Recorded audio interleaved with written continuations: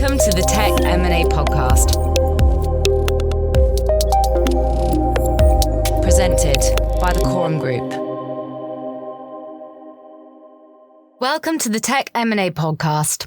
Here we dive into the strategies, challenges, and candid stories of tech entrepreneurs who have successfully sold their companies. Today we speak to Jim Falkanger, who now that he has a total of 5 company exits under his belt, including Elevia Software and Central Consulting Group, has decided to finally settle into retirement.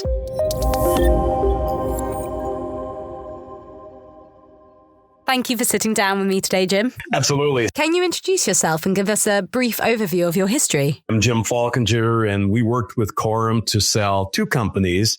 The first one in 2019, Elevia Software. We found Corum, interviewed them, and decided that they would be a good fit to help us take our company to market. So we had a successful exit in the fall of 2019.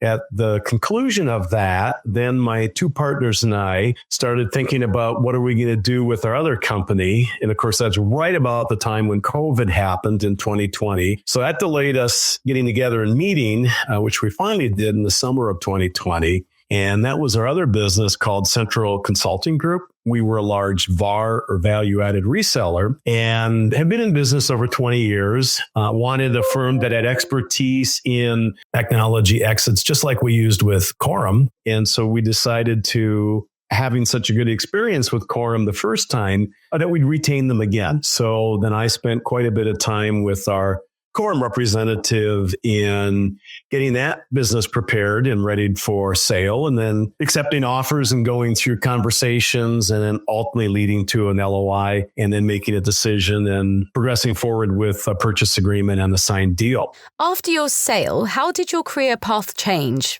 Is founding and selling a company something that you would want to do again?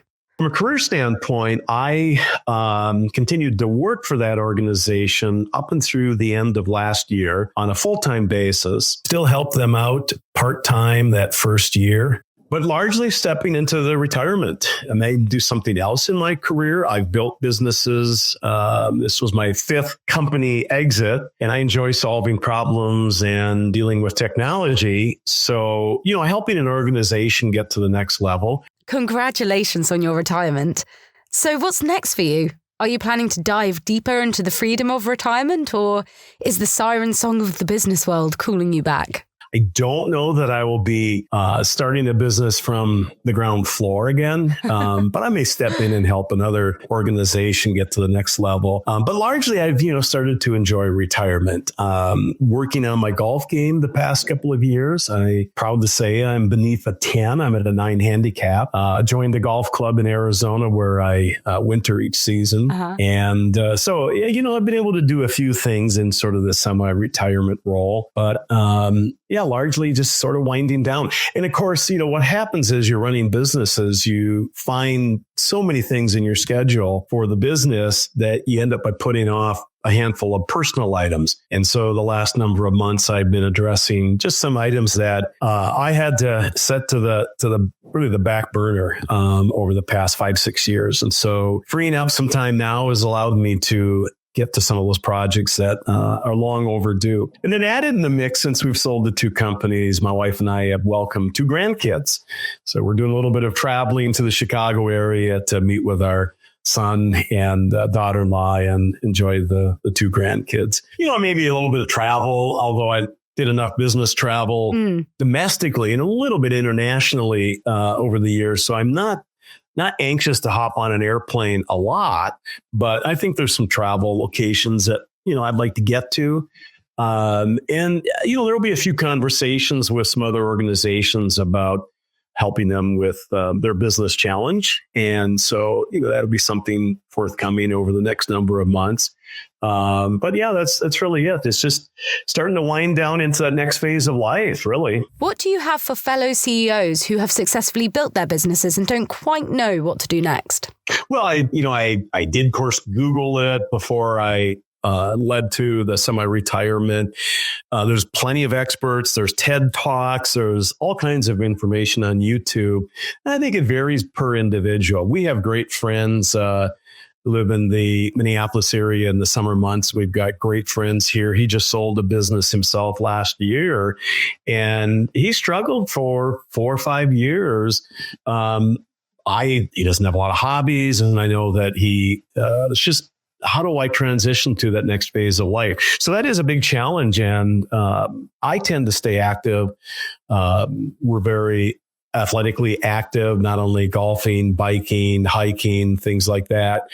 So we enjoy doing that, getting to the gym, working with trainers and the like. And I'd certainly encourage anybody looking at retirement to, visit rebalancing life, right? So whether it's being fit, being in shape, getting your health in order, if, that wasn't the case as you were busy selling businesses, all of that I think is important. A hobby that you might have delayed or set on the shelf for years, maybe you dust that off and look at that.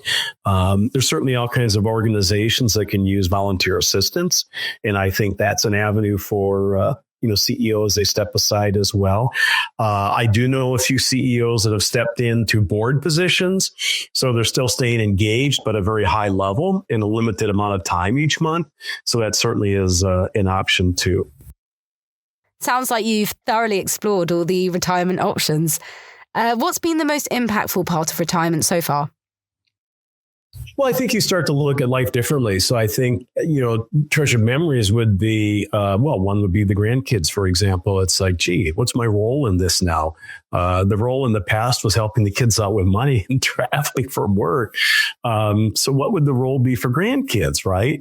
Well, if you don't have the business, the occupation, the day-to-day duties, maybe that frees up time to spend more time with grandkids and or mentoring, whether it be grandkids or others. So that's certainly something that, crosses the desk or crosses the mind. And then there's certainly is volunteering, giving back. When you get so busy and you're growing a business, you don't get to address some of the maybe passions you have for giving back to the community. And I think that's another area that, I've had to reconsider and say, what's my role in that? And how can I help out? And where would I help out? So those are just a couple of the areas that, I think are sort of treasured thoughts, if you will, as I've wound down the two businesses. If you could go back in time to the day you sold your first business, is there anything you would change? Right. So the first business, I would have taken time off. I would have built into the schedule maybe 4 to 6 weeks just to decompress. Since we had the two businesses and I then stepped into the other business on a day-to-day basis, looking back on it, I think it would have been helpful to hit the pause button. And there was a lot of energy devoted the last 3 months leading up to finally signing the papers and the purchase agreement getting done. And looking back on that, I think it would have been good to be able to insert some time, take a multi-week break, vacation, travel, just step aside from what ended up being a very intense 90 days. So. What exciting things do you see on your horizon? Well, I'll tell you, I just got off a call. I'm going to present at a conference in November. And the 5 of us that were on the call, we were just discussing, there'll be 2 sessions, and we were discussing the write-up for this particular session.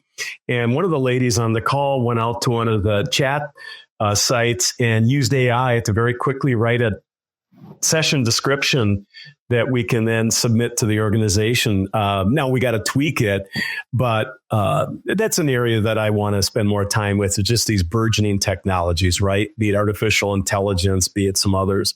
And so I still have a hobby to stay passionate about technology and at least stay up to speed with some of that. And it's an ever fast pacing world today. And so while I'm not going to be working in it full time, I still want to be, a couple of clicks away. So that's something that I'm going to spend some time in investing, investigating. Thank you, Jim. Thank you. Thank you for tuning in to the Tech M&A Podcast. If you enjoyed the show, please share it with your friends, colleagues, and fellow entrepreneurs. We release new episodes every 2 weeks, so make sure to subscribe and stay up to date on our latest interviews and tech M&A research. And while you're there, go ahead and drop us a rate and review. And if you have any suggestions or topics you'd like us to cover, please reach out to us on social media or email us at info@corumgroup.com. Join us again next time for more inspirational stories and practical tips from tech founders who have successfully navigated the exits of their companies.